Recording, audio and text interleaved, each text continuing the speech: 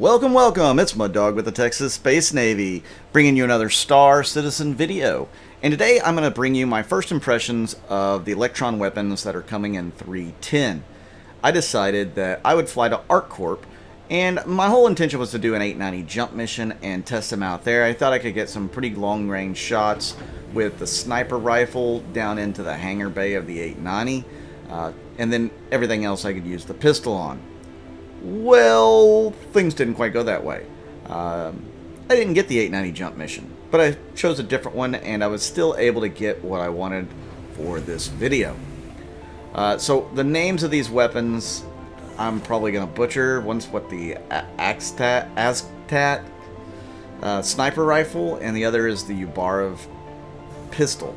Yeah, I'm sure I butchered those. Anyways, fun weapons. Let me tell you, I have not had a more pleasant experience with a sniper rifle in a long time than I have with the Ubarov. I'm sorry, the Aztak, the Aztak, whatever it is, the Electron Sniper Rifle. This thing looks fantastic. Like, it's totally cool. It's also got moving parts that you can see while you're using it, which is really nice. It also sounds cool. When it fires, it looks cool. I mean, when it impacts, it looks cool. Everything is cool about this weapon. And I'm going to show you it when we get into the mission. It's definitely going to be on my must-gets in 3.10. I will be carrying one of these around most likely most of the time because it's that good. I like it that much. Now, just like any other sniper rifle, there's not, in the game right now anyways, it's not super quick firing. So be prepared that if you get one of these things, it's not going to be good in close quarter combat where you need to have a lot of rounds and need to be able to fire quickly. It is definitely mid to longer range. I did not test it at really long range. I plan on possibly doing a video when 3.10 is out, comparing all of the sniper rifles and the ranges that they can fire at. I think that would be a really good video to do. I'll have to get a buddy to help me do that, but yeah, I think it would be a lot of fun to see maybe what the ranges are on them. We've tested the ballistic sniper rifle from super far range, like outside of render range, in a previous patch, and it performed quite well considering. If you're firing from range where you can't even see the person, that's an issue because you should be able to render from quite a far distance. And in the previous version of the game, you could not render that far. I think they've changed some of that with the height map stuff and all of that. I don't know how it's going to affect vehicles, ships, and people. That's something we will test out all at the same time. So as you see here, I have made it over to ArcCorp. I found out that they did not have the mission that I wanted, so I picked up a clear the stash house type mission where the whole objective is to take out all the narcotics in there. Well, not all of them because there's a lot, but to take out like 360 narcotics bundles. There's definitely going to be resistance. You're going to be able to see a couple of different things at play here in this video. So one of the things that they've added in 3.10 is the ability to target turrets. So like ground installation turrets. That's something we could not do in any of the previous versions of the game. It was quite annoying. You had to pretty much fix fire on something. You had to be close enough that you could get your weapons to bear accurately because sometimes they're hard to see, and you're not always going to hit with all of your weapons, so you had to make sure you're hitting with at least one set of laser cannons or whatever you're using. And it was just kind of silly and difficult and stupid. Now they've changed it to where you can actually target those ground turrets, and to me, I don't think they actually do as much damage to you anymore. I could be mistaken. Maybe the Cutlass got a buff in its shields or something, but it doesn't seem like they were doing much damage to my shields on this thing. I actually take more damage from bumping the ground due to the change in the flight mechanics. I'm not used to fighting in almost a hover mode type situation with the new atmospheric flight. That's something I'm going to have to work on. So you could see here in a second that I'm going to be able to target these turrets that are shooting at me from the ground. So I've got one over to my left here that's shooting at me. It's definitely hitting the shields. I'm trying to fire back in free fire, you know, where it's not targeted, and I'm able to take it out, but I'm like, wait a minute, we need to test this other thing. Auto gimbals work pretty good still, by the way. I've got this ship set up for auto gimbals at the moment. I plan on doing a test of a direct auto gimbal versus a direct fixed comparison. As you can see, whenever I'm able to target the turrets, I'm able to bring them down a lot faster with the auto gimbals. Like, it's crazy fast. So definitely beneficial to be able to do that, and thankfully they've actually added that in there.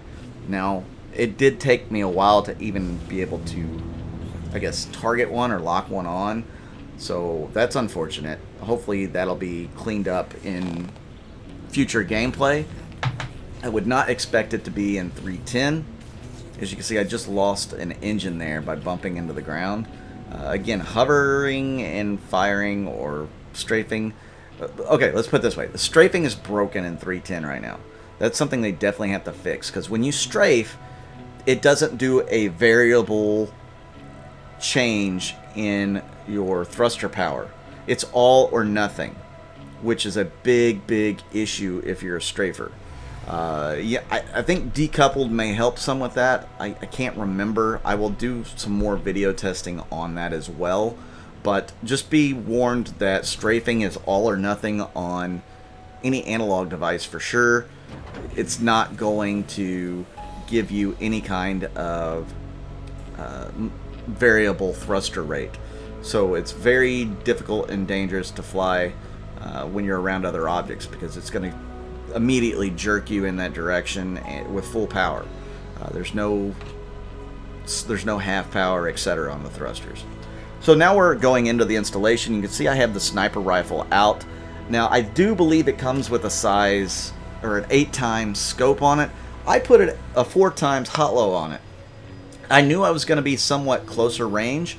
I didn't need the 8x on there, so I elected to go with the scope that's a little bit shorter range. And here you can kind of see the cylinder moving and rotating there. Very cool. I really like this gun. It is just awesome looking. I hope they make an SMG version or an LMG version. I think that thing would be so awesome. So I get good range here. I could see those guys with the 4x down the middle and over on the side. They're both one-shot kills. I'm not even sure I'm actually hitting the head on those. This guy actually takes more than one. He's just at the edge of the platform over there, and he's hard to see. But right away, I've already taken out 3 bad guys. There's usually not more than 8 in these facilities when you're doing these missions. So I'm honestly not keeping track, because I'm like, oh man, this gun's so cool right now. That's the reaction I'm having with it.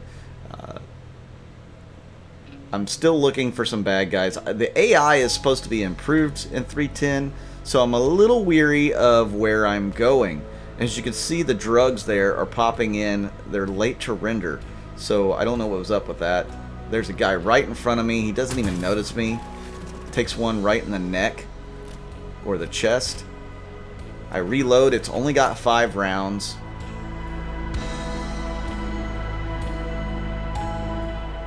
And I'm going to be quiet on the next shot so that you can actually hear the sound effects. This gun is really cool. I really like it. I recommend anybody try it out because it's that cool.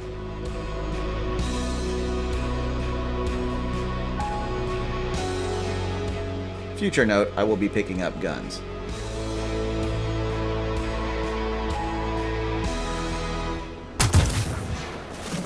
So there you have it, another enemy down. This gun, like I said, is super cool. I really enjoyed it. I do switch to the pistol later to shoot some of these drug packages.